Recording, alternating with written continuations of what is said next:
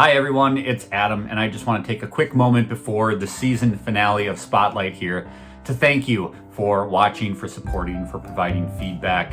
The responses that I've gotten about this series from the viewers and from the listeners has been very heartwarming. This is a series that has meant a lot to me. I really wanted to make something that is all about the connections and the bonds that we form throughout these last 8 years here at Mega Dads, both with other content creators and with you, our community. If you would like to see more of Spotlight, it's really all up to you. We want to see what people think. Make sure you're leaving comments, reaching out to us on social media.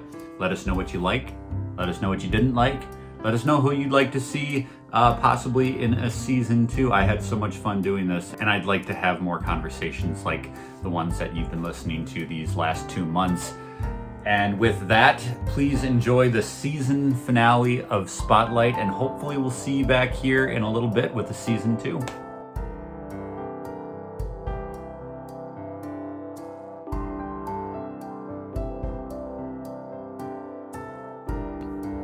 I was talking to my wife this morning about this interview, and you're my 5th one that I've done so far.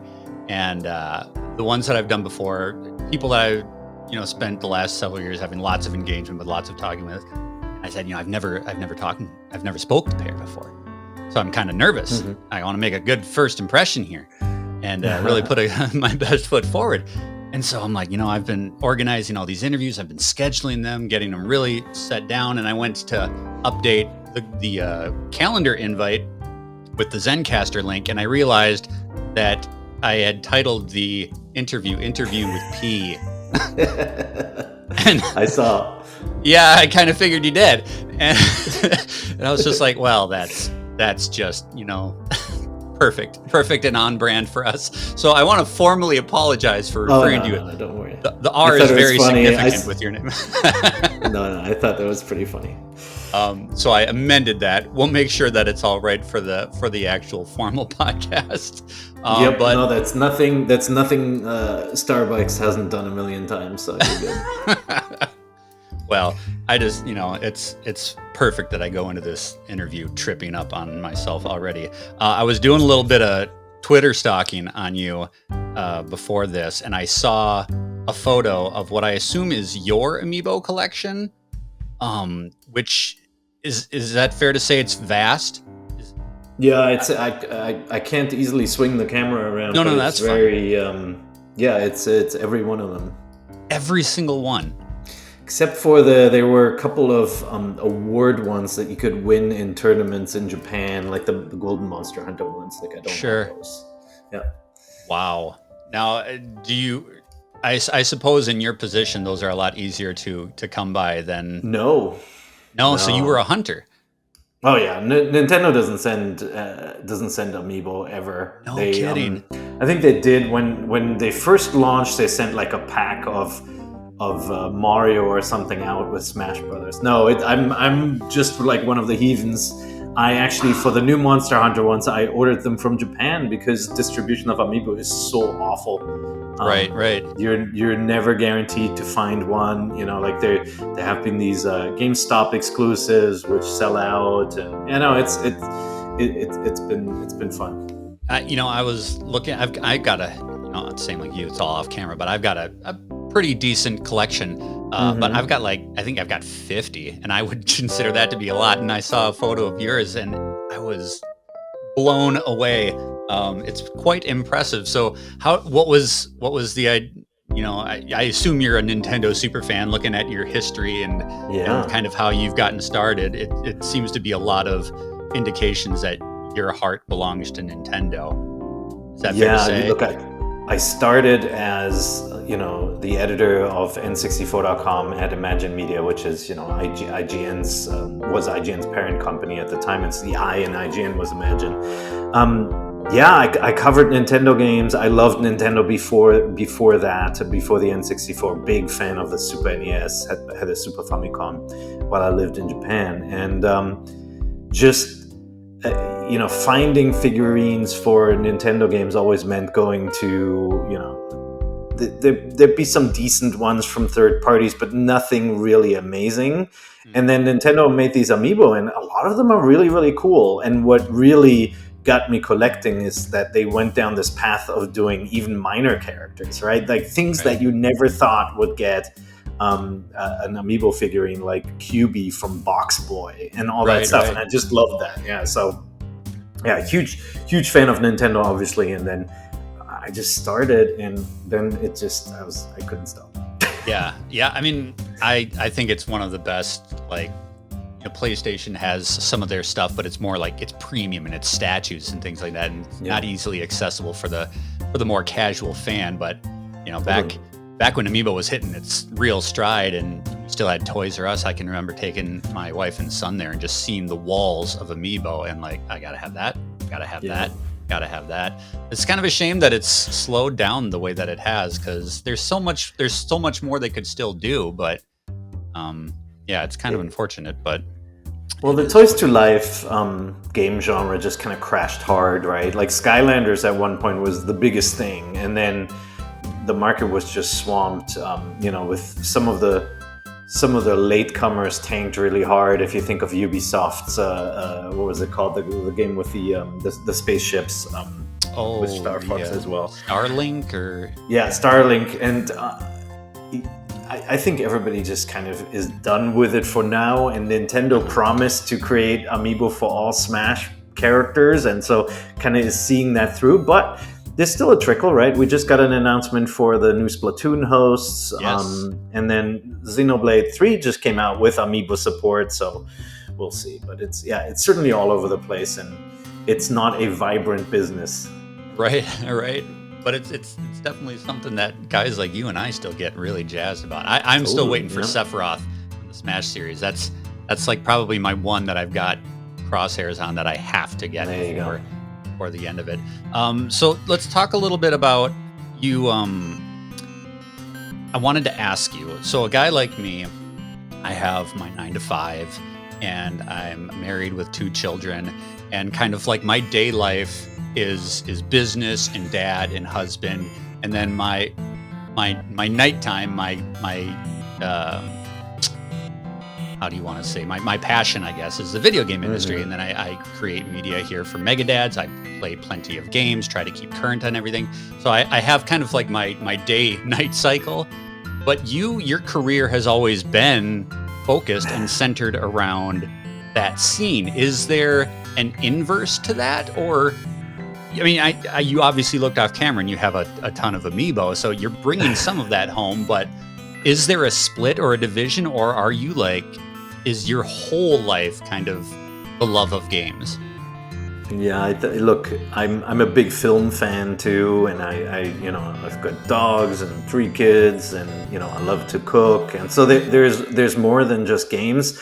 Right. But before I made this my career, while I was still going to university here in Berkeley, across the bay, I created a fan site. And so during the day, I'd go to journalism classes and, complete assignments in the evening, even and interview people, all that sort of stuff. And then I'd go home and I'd sit at my computer writing, making imagery, and, playing games and publishing late into the night. So like oftentimes 2 a.m. and then would go to sleep and then get up early in the morning to go to school again. And so that kind of already made games my business, because then I felt like I owed an audience of fans who were going to my fan site, Nintendojo it was called. I felt like I owed them updates, right? And so it almost became this pressure of having to go to work and creating this business, and I would never take a day off from updating my site.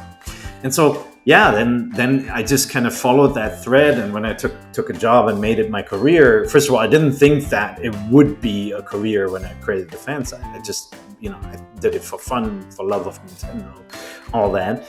And then when it became a career and I noticed, hey, maybe there's something here that you can do for life, it was just a dream come true, right? Like my number one passion, video games, and then you can write about them and you get early looks at games nobody's ever seen. It all seemed too good to be true. And I followed that. And so today usually when I don't play games for a living, right? We have people who are reviewers and news editors, features editors, guides writers, and like you could say some of them play games for a living, even though there's a lot more to it. Administration, hiring freelancers, figuring out your budget, all of that stuff, that people don't think about. But I don't really play games for a living anymore. So when I play games at home. I don't have a console hooked up at my desk at work right now. Okay. And so my playtime is always in the evenings. Sure. Okay. Well, what drives your play sessions these days? What are you interested in? So I'm always, ever since the N64 days, I've owned all the major platforms on the market, and I never owned a Saturn, but post that I always bought every major platform that came out. And so I play games across all the platforms. I was just playing Forza Horizon 5 because I'm hopelessly addicted to that game. I checked my playtime. It's 9 days and something in total hours. And because they have seasonal events, I go back to the game, want to unlock get the cars that they release every week. But I just finished Stray on the PlayStation 5, and I'm playing Xenoblade 3 on the Switch, which is just wonderful, absolutely awesome. So you must be like the coolest dad ever then, huh? With the amount of... Oh man, what happens though is you think that as a dad your kids would naturally follow in your footsteps, but they play completely different games. Like my sons, is that right? I have 2 sons, and they mostly play PC games, and so they're playing games that would have been news on IGN 4 years ago. Because it's, like if you look at the top played games on Steam, it's a lot of older games that people just stick with. And then my daughter is more of a Nintendo nut, and, we just played a bunch of co-op. But we do get together, like when Teenage Mutant Ninja Turtles came out, like a couple of weeks ago, we 4-player co-op that entire game together. So that was cool. I have two kids. My son is 8. My daughter is 4. She is just beginning to kind of dip her toes into games with the Switch. She can thoroughly whoop my ass in Switch Sports Bowling. Nice. I don't know how, but she consistently takes me to school with that game.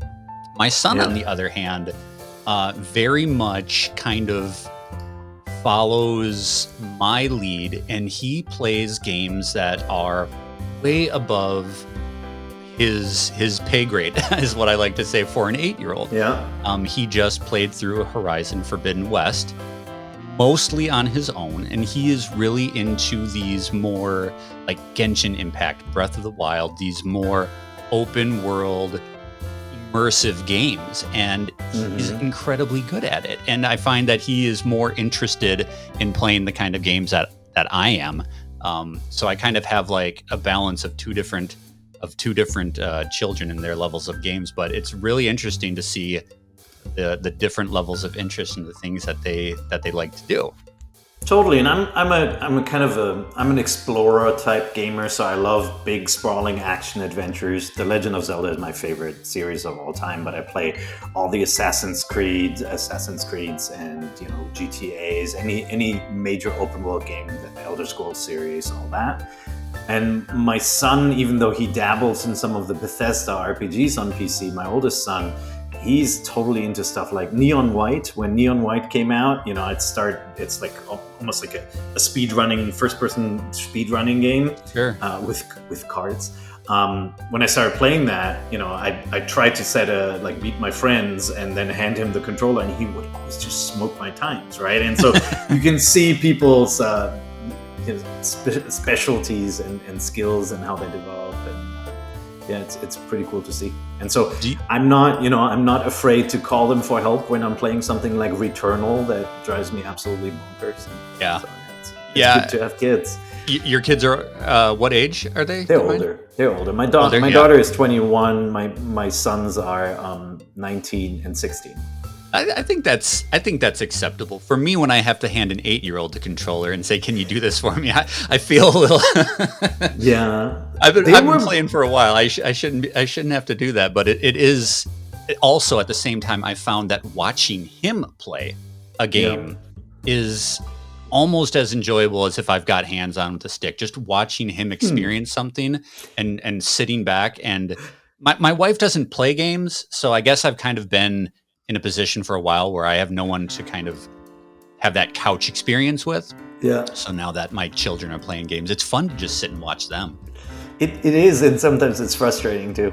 By the way, my kids, even when they were younger, they got to a point where they would easily beat me in Smash. And I always like, I didn't main one character, I kept switching, and so they really focused on certain characters, and they just became deadly with them.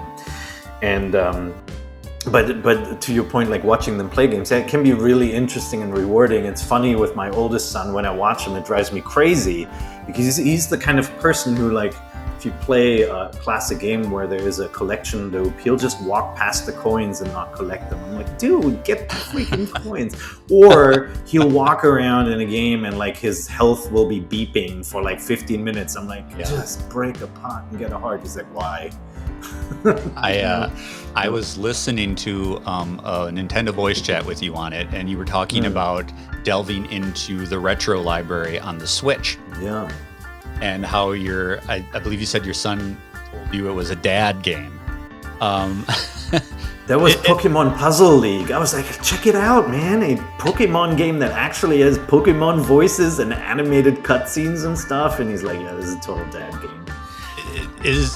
Do you find that barrier difficult? Do you find yourself like wanting to share legacy games with your kids because you remember the feeling of playing through them when you were younger, and then you do so and there's like nothing? Is there too much of a barrier there, do you think? No, because because it's also my business, I know that games have expanded and that tastes have shifted, right? There are certain things that NES and Super NES, Genesis and so forth games did that are very much en vogue today, like that kind of brutal difficulty in having you start over, right? Like, which now roguelikes and roguelites are tapping into in a major way. So it's, but there's certain things that are where it's really hard to go back. And you see this especially with like Atari games. Like it is very difficult to sit down and play an Atari game for more than 30 minutes, right? Except for maybe the best ones. For one, the arcade versions are usually better than the VCS adaptations, but they're just kind of like these games whose time has passed in a lot of ways. And so I understand. Where I get frustrated is when you have an amazing story-driven game that, you know, maybe has this pivotal point. Like take Portal 2. I'm not going to spoil it here, but Portal 2 is a freaking awesome ending. Portal 1 has an awesome ending.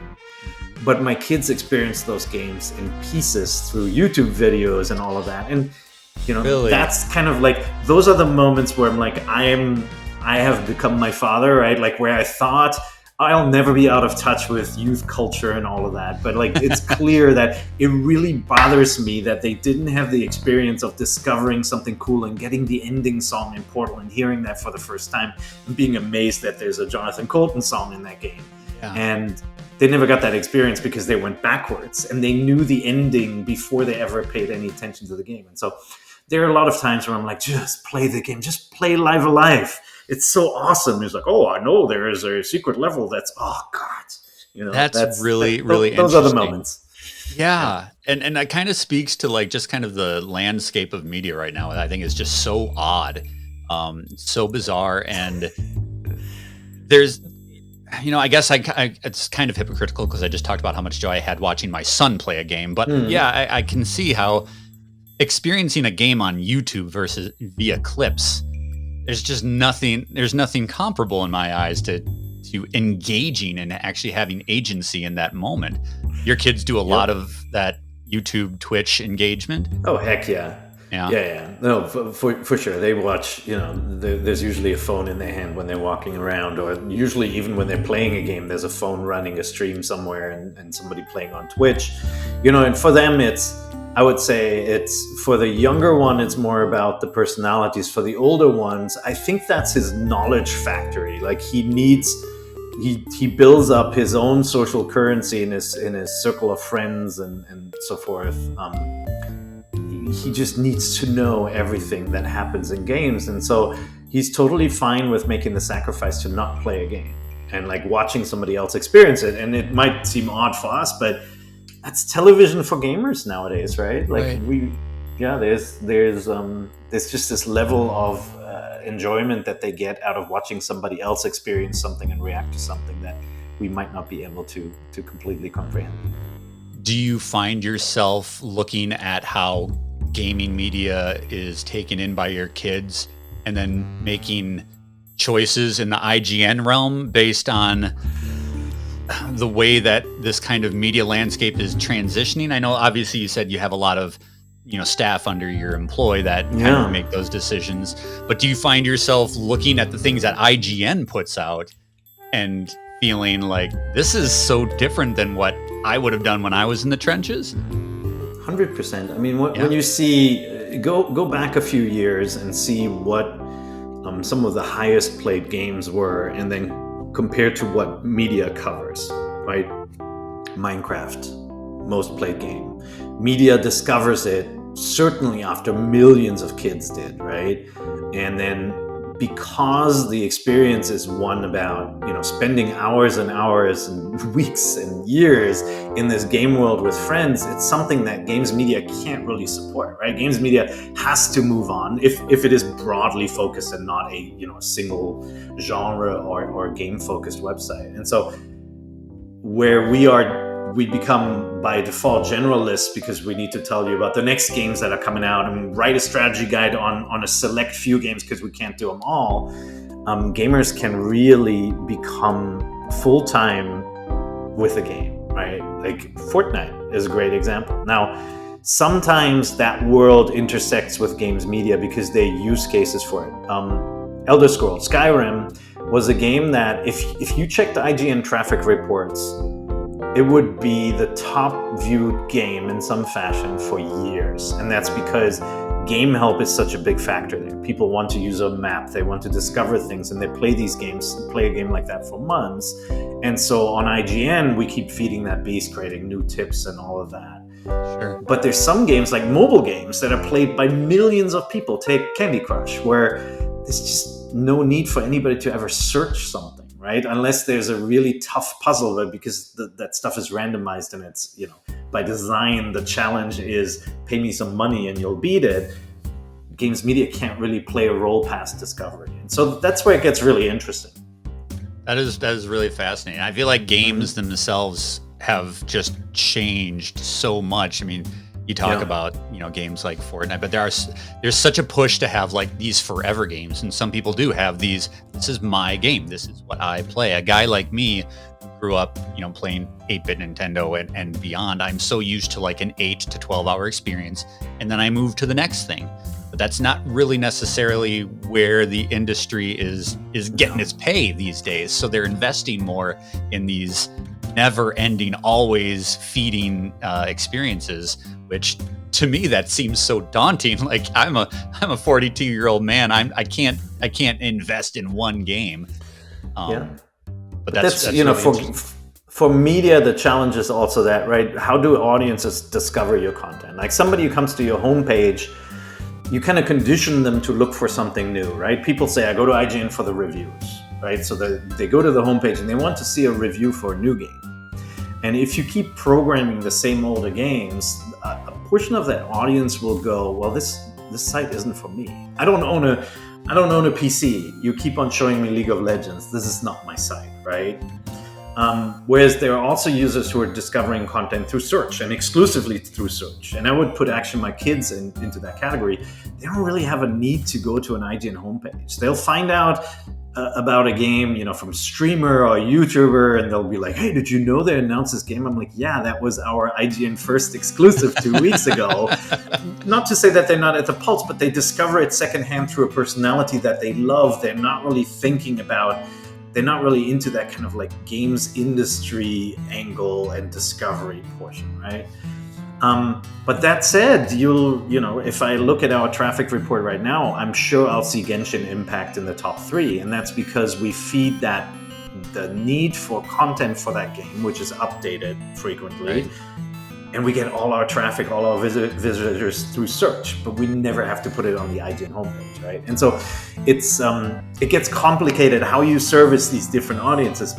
You can't really call Genshin or League of Legends or Fortnite players casual, right? Nothing is casual when you're spending hundreds of hours with something. That's why I always reject the notion of, casual games like Candy Crush. Man, there's some people that is not casual. That's still going hardcore. Huh? Yeah, wow. That's hardcore puzzle gamers. Oh yeah. Do you and I know I won't take too much more of your time, but I find this really fascinating, this insight into the behind the curtain with IGN. So when you see these other avenues of infiltration into IGN, like the streamers and the smaller content creators who are linking or citing your site, do you recognize them as an assist to drive people towards you, or do you view them as I don't want to say competition, but also almost as like an alternative source of information? Are they helping, or are they adhering people to come towards IGN? I mean, there's definitely both, right? There's certainly a lot of streamers who use your content, right? And YouTube is not a platform, nor is Twitch, that generates referral traffic. If somebody puts a credit link in a description, which is super rare for people to do, YouTube, part of Google, creates a no follow link, which means it doesn't actually help you rank better. It doesn't actually give you anything. And because it's under an expansion link, nobody ever sees it and clicks on it, right? And so right. Is there a halo effect of people maybe citing you and saying IGN had an exclusive on,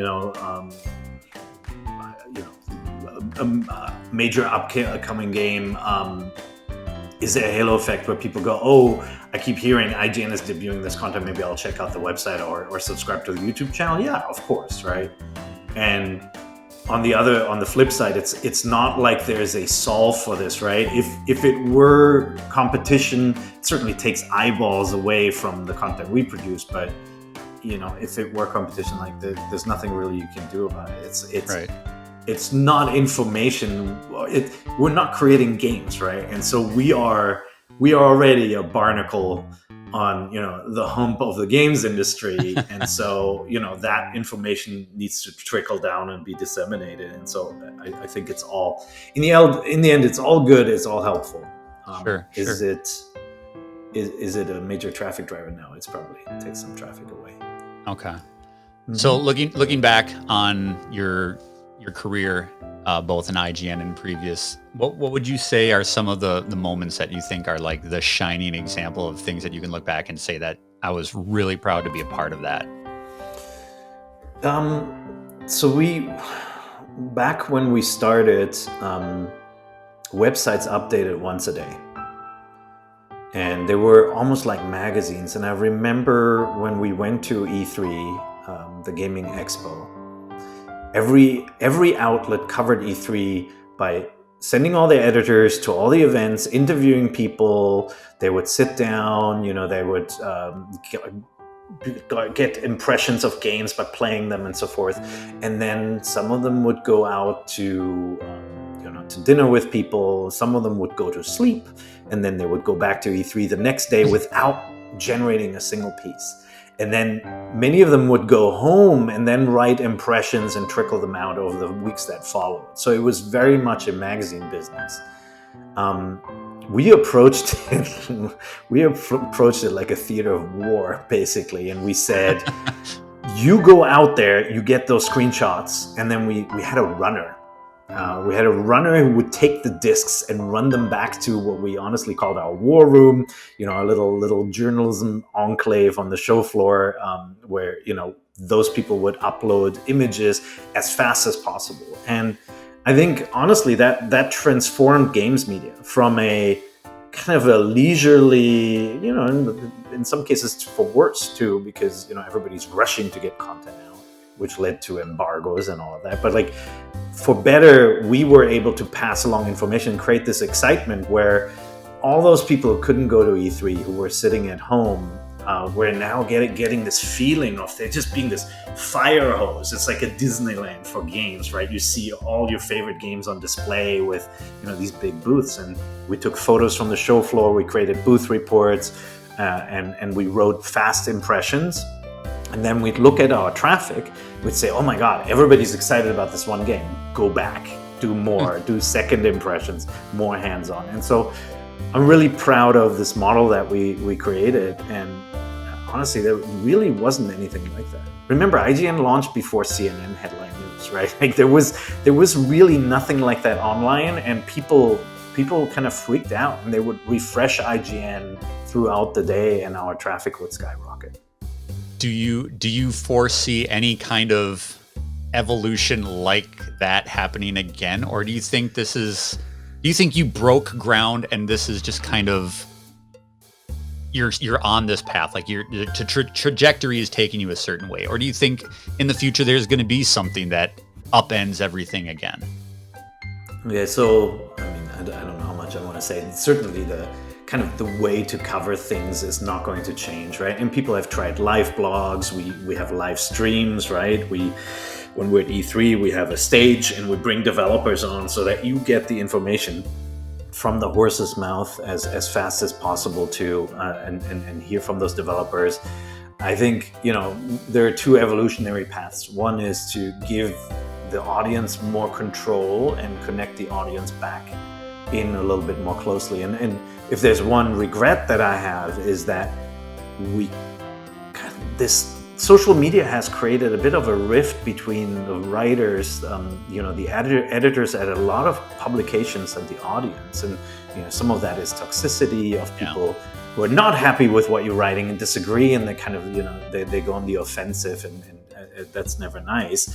But it's also created this sort of ivory tower mentality of a lot of journalists, especially in games media and entertainment media, who go, here's my review, you get it when you get it, it's my opinion, and you can't challenge it. And what I want IGN to be, I want it to be a dialogue between the writers and the creators and the audience. You see much more of that in, with Twitch streamers and YouTubers, who are obviously very dependent on the direct payments they get from the audience, right? There's no filter, no company that makes the money through advertisement. It's like they need to make sure their audience supports them for their livelihood via Patreons and subscriptions and all that stuff. And so that, I feel like that has been lost from games and entertainment media, and it needs to come back. And then the second path is, I have some ideas around how to create content that becomes a little bit more unique in this age of Google really taking control, right? It used to be, if you search the internet for when is Breath of the Wild 2 coming out, there'd be a link to IGN or to a release calendar, and you'd click it and it would give you the answer. What happens now is Google spiders, sounds ominous and is ominous, right? Every website and gets the information and then gives the audience that information, often without a sort of benefit to that website. Like the tiny little credit links don't really get clicked, right? And so what's the best sword to use in Breath of the Wild? You could search that right now, and Google is probably going to tell you, and the user goes, thank you very much, and never goes to the website that provided that information. It's really dangerous.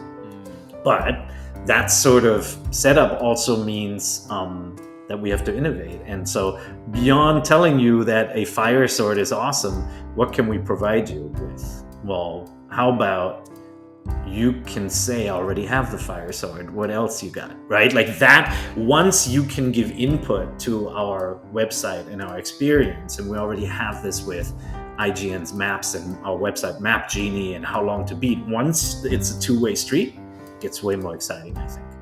Very interesting. Very interesting. Well, that's an exciting look at the future. If you ever have a need for an innovative way to communicate to players that involves chubby middle-aged dads who can't stay up past 8 o'clock at night without falling asleep on the couch, you have my number. But that's it, right? Like they could be, certainly gaming is now so broad. When we started, I think everybody who followed IGN were, male, white, 20-something. right? Our audience was basically us, everybody who worked at IGN back then. We had some female editors, but everything was predominantly dominated by that demo. And that has evolved so much, right? Now they're gamers of all sizes, colors, genders, and yes, there is a need for somebody who is a dad who understands the experience of dads and maybe not having that much time to play and wanting to find specific games that they can play with their kids in co-op or competitively, all that stuff. And so I do think the personalities and having a variety of personalities like that is super important. And I mentioned How Long to Beat. People now want to know not just what is the longest game that gives me 200 hours of bang for the buck. They want to know what game can I beat in a weekend in 6 hours. That's this guy. That's this guy right here. Yeah, and we launched a new service on IGN. It's called Playlist, and it's going to be an app very soon. We're working on that one. But IGN Playlist lets you tag games to your wish list, and then you can see how long it would take to beat all those games. So we're feeding the how long to beat data into it. And if you go to ign.com/playlist, you can see, lists of games to beat in a weekend, the longest games, the shortest games, all of that sort of stuff. And the community can create their own lists and share those. So it's definitely something we're thinking about. We thank you for your service.